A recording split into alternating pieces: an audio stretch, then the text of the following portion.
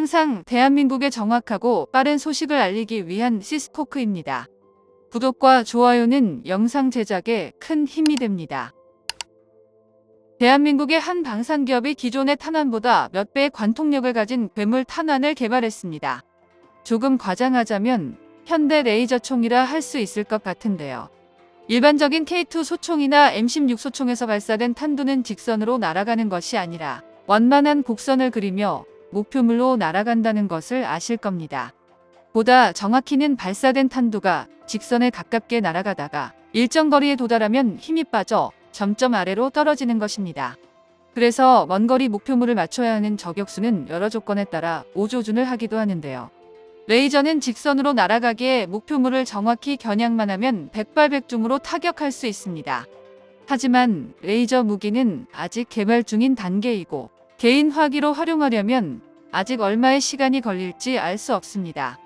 그렇기에 이번에 개발한 고성능탄은 개인 화기뿐만 아니라 전차와 자주포에서도 활용이 가능해 미군에서도 주목하고 있는데요.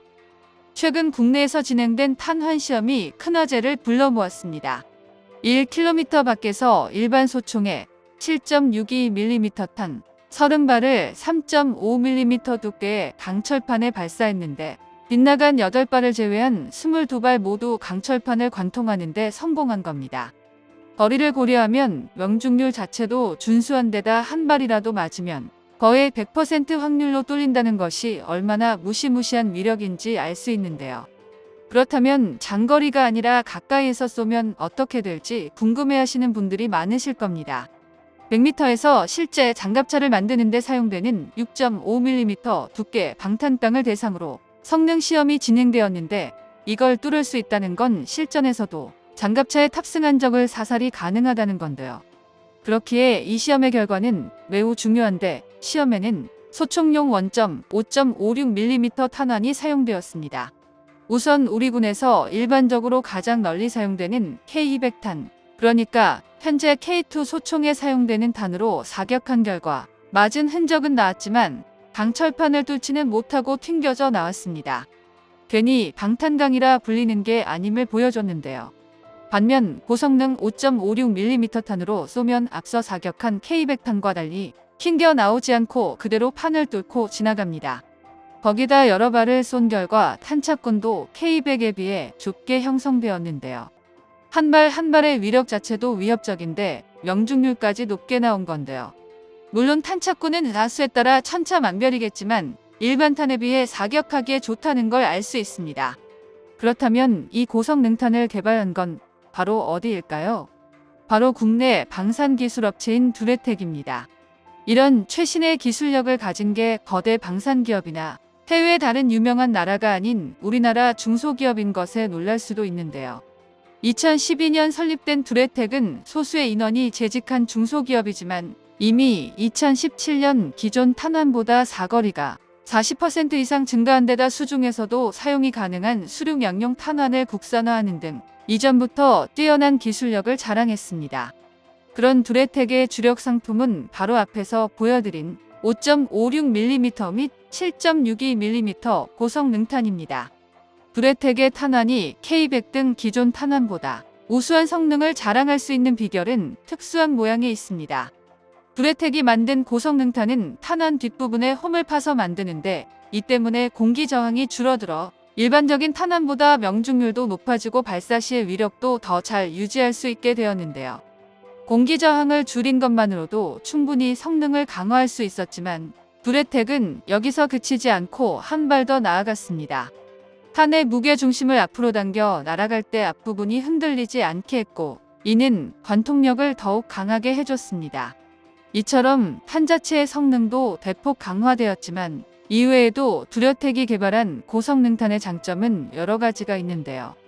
발사체 내부 구성물과 재질을 경량화해 기존 탄약보다 약 40% 더 비축할 수 있게 했고 향후 탄피를 폴리머로 바꾸면 80%까지 늘리는 것도 가능할 것으로 예상되고 있습니다. 또한 탄에 납을 사용하지 않아 친환경탄으로도 각광받고 있는데요. 무기운용 차원에서 무엇보다 가장 큰 장점은 이런 고성능 탄환을 전용화기 없이 기존 무기에서도 아무 문제 없이 사용할 수 있다는 겁니다.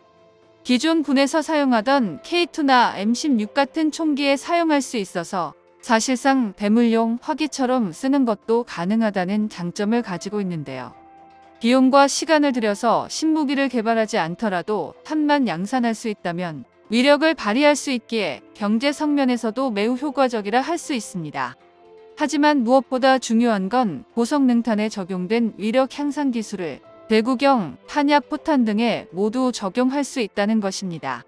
K9 자주포의 포탄이나 K6 중기관총에 사용되는 12.7mm 탄약을 무려 3배 이상 강화하는 게 가능하다는 건데요. 해당 기술이 적용된다면 K6 중기관총으로 적의 장갑차나 전차를 상대하는 것도 가능해집니다. 전차는 전차로밖에 상대할 수 없다는 기존의 상식을 송두리째 바꿔버리는 것입니다. 일반적으로 적 기갑 전력을 상대하기 위해 공종 이상의 전력이 필요한데요. 전쟁이 발발 시 적 전차의 진격을 저지하려면 최소한 같은 전차 또는 장갑차가 필요하다는 뜻입니다. 물론 보병으로만 적 기갑 전력을 파괴하는 게 불가능한 건 아닌데요. 이번 우크라이나와 러시아 전쟁에서 우크라이나군이 실제로 보여주었습니다. 제블린의 대전차 미사일로 무장한 우크라이나군 보병은 전쟁 초기부터 현재까지 유럽 최강이라는 러시아의 전차 부대를 상대로 믿기지 않을 만큼 놀라운 성과를 올리고 있는데요. 그러나 이건 어디까지나 무수한 대전차 미사일 사수의 희생을 담보로 해야 하는 극단적인 전술일 뿐입니다.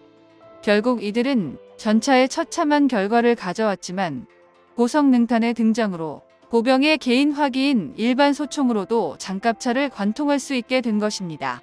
일반적인 개념을 뛰어넘는 위력 때문에 미국도 고성능탄을 주목하고 있는데요. 미군은 작년에 차기 신형 제식화기 사업에 총기와 탄약 모두 6.8mm 구경인 XM7과 XM250을 최종 선정했습니다. 그런데 XM7의 6.8mm 구경의 화기는 근본적으로 6.8mm 탄 자체가 군사용으로서 효율성이 얼마나 있는 것인지 미국 현지에서도 의문이 제기되고 있는데요. 구경 자체가 일반적인 소총탄으로서는 5.56mm보다 대형이라 20발 탄창을 쓰게 되는데 상당수의 소총 탄창에 30발이 들어간다는 걸 생각하면 실전에서는 큰 단점이 될 수 있습니다.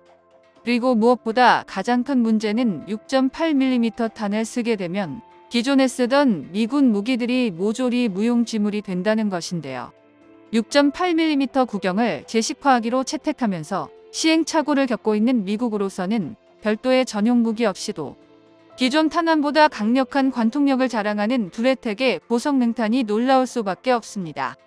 기술 유출을 막기 위해 미국이나 유럽연합, EU 등 전 세계 주요국의 특허 등록도 마친 상태로 앞으로의 미래 수출 시장에 기대해봐도 좋을 것 같습니다. 정보가 도움되셨다면 구독과 좋아요 부탁드립니다. 이상 시스코크입니다.